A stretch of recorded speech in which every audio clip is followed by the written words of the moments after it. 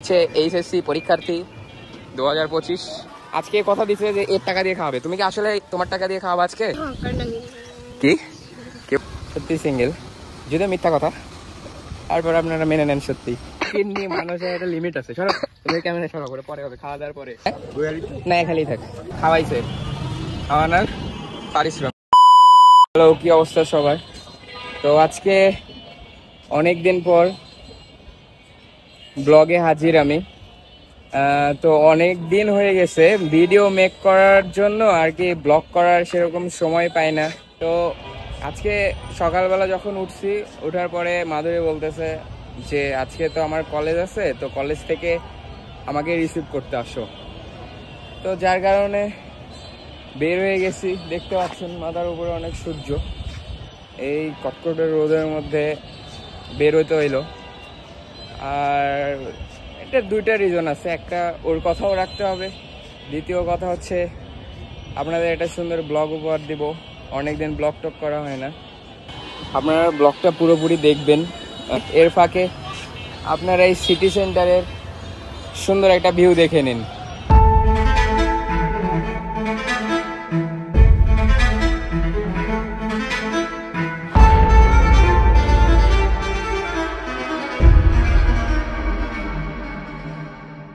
Already মাধুরীর phone call চলে আসছে। তো এখন আর কি ওর কলেজের উদ্দেশ্যে রওনা দেওয়া শুরু করছি। তো বলতে গেলে আমাদের রাজশাহী শহর কিন্তু অনেক সুন্দর, এখানে উপস্থাপন করার মতো অনেক কিছু আছে, উপস্থাপন করলে একদম শেষ হবে না। আজকের আবহাওয়াটা অনেক সুন্দর। একটু সামনে গেলে ওর কলেজ। ঘামে গেছো? ঠিক আছে, কেমন হলো? অ্যাডমিট পাইছ? তো এটা হচ্ছে এইচএসসি পরীক্ষার্থী 2025, পড়াশোনা করে না, এই ঠাডা পড়া গরমের মধ্যে শরবত, মামা অনেক যত্ন সহকারে শরবত বানাচ্ছে। ক্লান্ত শরীরে ভাল লাগতেছে। আমার অর্ধেক শেষ না হতো, পুরোটুকু শেষ। মাথার উপর একদম কড়া রোদ। এখানে কুশারের রস বিক্রি হচ্ছে। আমরা সে হেঁটেই চলেছি, বেচারি মেয়েটাকে হেঁটে হেঁটে নিয়ে যাচ্ছি, কারণ কাছে টাকা নাই। আমরা যাচ্ছি এখন পদ্মা গার্ডেন। তো রাজশাহী মানুষ এই কটকটে গরমে অনেক অসন্তুষ্ট অনুভব করলেও যখন আর কি এই কোলাহলপূর্ণ স্থান ছেড়ে একটা সমুদ্র বলেন আর নদী বলেন, খোলা স্থানে মুক্ত বাতাস খাবেন, তখন একটা অসম্ভব অনুভূতি কাজ করে। তো আমরা সেখানেই যাচ্ছি, আর বেশিক্ষণ লাগবে না। তো এ আজকে আসলে খাওয়াবে।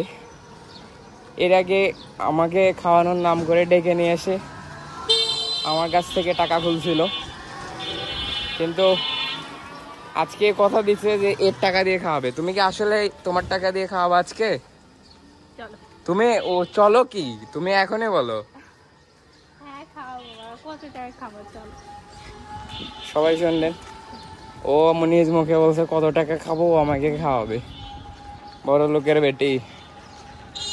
দেখেন কি সুন্দর উঁচু দালান, আর এই দালানের ছাদে উঠে যদি পদ্মার ভিউটা দেখা যায় তো অস্থির। তবে এখন না, বিকালে ভালো লাগতেছে।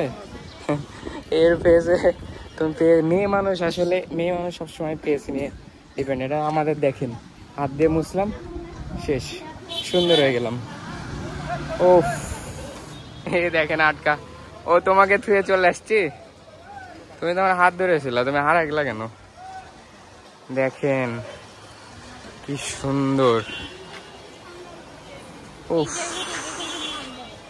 হ্যাঁ দেখেন শহরের সব পানি আর কি এদিক দিয়ে নিষ্কাশন হয়। এখানে বেশিরভাগ কপতিদের দেখা যায়, তারা কেউ স্কুল বাঙ্ক দিয়ে এখানে এসে বসে থাকে শান্ত বাতাস খেতে, অন্য কিছু না। তোমার এই মুক্ত বাতাস এসে কেমন লাগছে মাধুরী? আমি আসার পরে বাতাসে অফ হয়ে গেছে, আমার গায়ে কোনো বাতাস লাগছে না। এই আসার পর নাকি বাতাস পুরোটাই বন্ধ হয়ে গেছে, আসলেই বন্ধ হয়ে গেছে। দেখেন আশেপাশে অনেক সুন্দর পরিবেশ, ওয়েদারটা দেখেন একদম মুক্ত বাতাস শরীরে লাগতেছে। কি কি বললা তুমি? এই হাজি মানুষ মাথায় কাপড় দিচ্ছে বাবা, এটা মোটেও হাজের জন্য না, এটা হচ্ছে ওই আকাশের রোদ, তার জন্য। দেখেন কত সুন্দর আমাদের রাজশাহী। চশমা ছাড়া দেখতে পাও না? কানা লাগে। হ্যাঁ আমি বলে চশমা ছাড়া কানা। ফোন কম টিপবা, ফোন টিপার জন্য আজকে তোমার এই অবস্থা, বুঝছো? গুরুজনরা বলে ফোন টিপা যাবে না রাত জেগে, তাহলে রাত জেগে প্রেম করে মনে হয়। প্রেম করো? হ্যাঁ, পিওর সিঙ্গেল। সব মেয়েরা একটাই কথা বলে, ওদেরকে যতই 10-12টা রিলেশনে থাকুক, তারপর ওদের জিজ্ঞেস করবেন, ওরা বলবে পিওর সিঙ্গেল। রে আমি সত্যিই সিঙ্গেল। সত্যি সিঙ্গেল, যদিও মিথ্যা কথা, তারপর আপনারা মেনে নেন সত্যি। ভাই মেয়েদের চরিত্র দেখেন ফুলের মতো পবিত্র। এই দেখেন একটু ফাঁক, আশেপাশে কাউকে দেখতে পাইনি, এইদিকে দেখেন এই যে ফুল চুরি করা শুরু করে দিছে। এই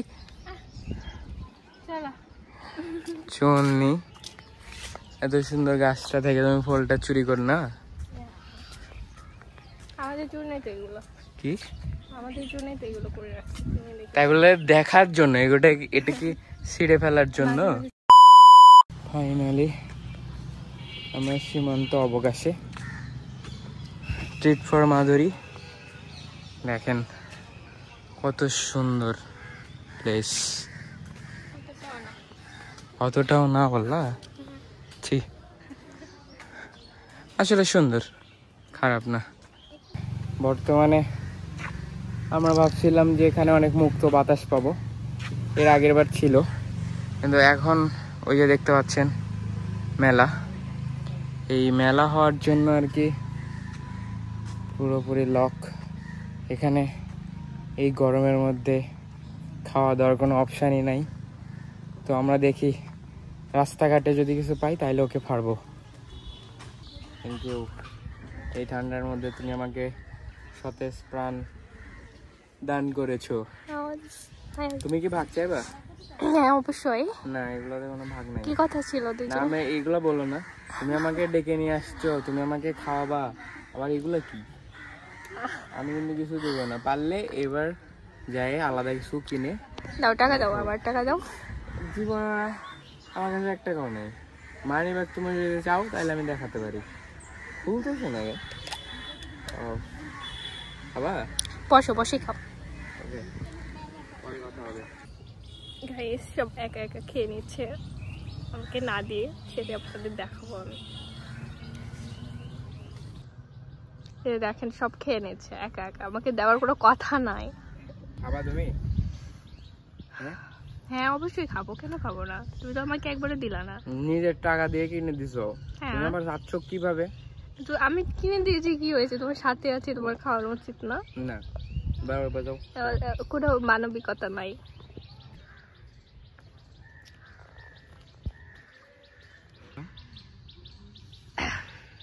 ফকিন্নি মানুষের একটা লিমিট আছে। সরো তুমি, ক্যামেরা সরো, করে পরে হবে, খাওয়া দাওয়ার পরে।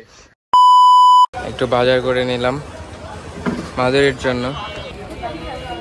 30 টাকা দাও, আমাদের ক্যাশিয়ার।